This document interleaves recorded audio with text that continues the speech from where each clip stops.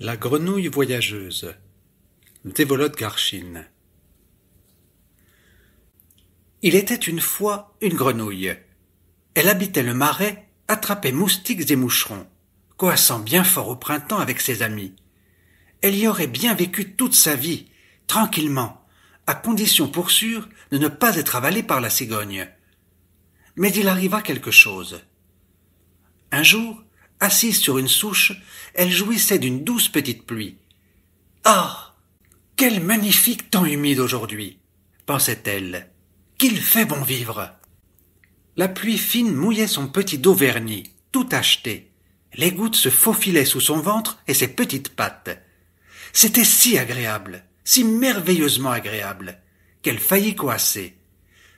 Heureusement, elle se rappela qu'on était déjà en automne, et qu'en automne, les grenouilles ne coassent point. C'est au printemps que cela doit se faire. Donc, elle garda le silence et continua à se prélasser. Soudain, un son aigu, sifflant, traversa l'air. Il y a une espèce de canard comme ça. On dirait que leurs ailes chantent lorsqu'elles fendent l'espace, ou plutôt qu'elles sifflent doucement. Entend-on quand passe dans le ciel une bande de ces canards.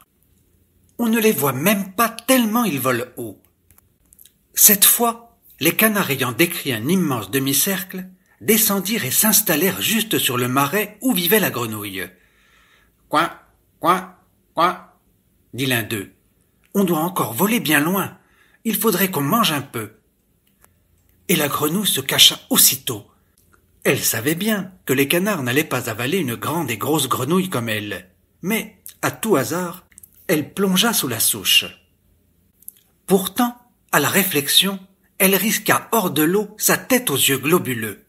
Elle était très curieuse d'apprendre où les canards allaient diriger leur vol. « Quoi, quoi, quoi !» dit un autre. « Il commence à faire froid. Vivement le sud! Vivement le sud! Et tous les canards se mirent à crier bien fort en signe d'approbation. Messieurs les canards, osa dire la grenouille, qu'est-ce que c'est le sud vers lequel vous volez? Excusez-moi de vous déranger. Les canards entourèrent la grenouille. Pour commencer, ils eurent très envie de la manger. Mais chacun d'eux pensa qu'elle était trop grosse et lui resterait dans le gosier.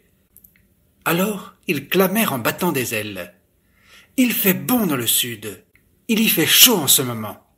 Il y a là-bas des marais tièdes et accueillants. Et quel vermisseau! Qu'il fait bon dans le sud! Ils criaient tellement qu'ils rendirent la grenouille presque sourde. Elle eut de la peine à les convaincre de s'arrêter. Elle demanda à l'un d'eux, qui lui semblait le plus gros et le plus intelligent de tous, de lui expliquer ce que c'était que le sud. Elle écouta son récit avec attention et fut enthousiasmée. Prévoyante, elle demanda quand même. « Y a-t-il beaucoup de moucherons et de moustiques là-bas ?»« Oh, des nuées entières !» répondit le canard. « Quoi, quoi ?» s'exclama la grenouille, et elle se retourna aussitôt pour voir s'il ne se trouvait pas là quelques-unes de ses amies qui auraient pu mal la juger d'avoir coassé en automne. Mais elle ne put vraiment pas se retenir de coasser encore une petite fois. « Emmenez-moi avec vous !»« Ça alors !» s'écria le canard. « Comment t'emmènerions-nous ? Tu n'as pas d'ailes. »« Quand vous envolez-vous » demanda la grenouille.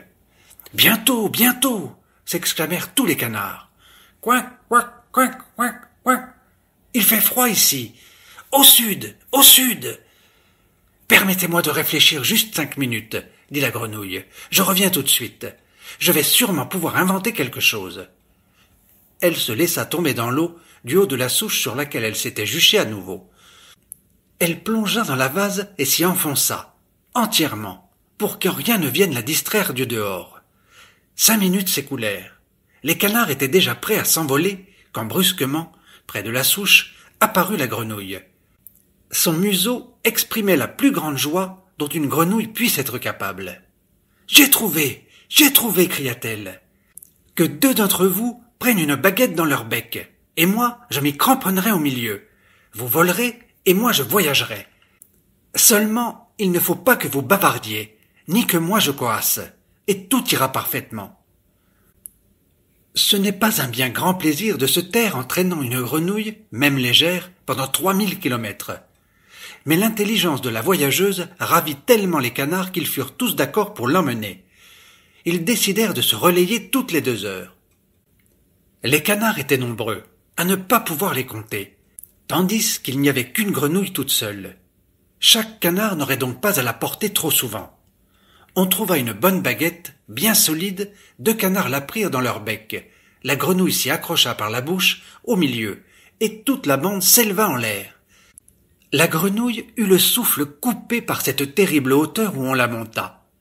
De plus, les canards volaient irrégulièrement et tiraillaient la baguette.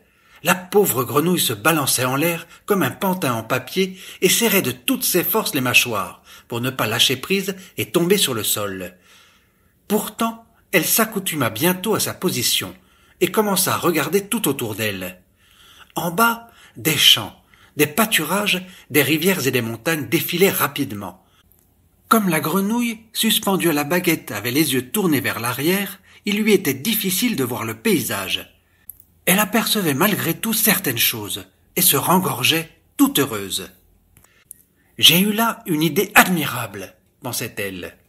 Les canards, volant à la suite de la première paire qui la transportait, la couvraient de compliments. « Ah, mais vraiment, c'est quelqu'un notre grenouille !» criait-il. « On en trouverait difficilement de cette valeur, même parmi les canards. » Elle avait grande envie de les remercier. Mais, se rappelant que si elle ouvrait la bouche, elle tomberait d'une hauteur terrible, elle serra encore plus fort les mâchoires, décidée à tenir coûte que coûte.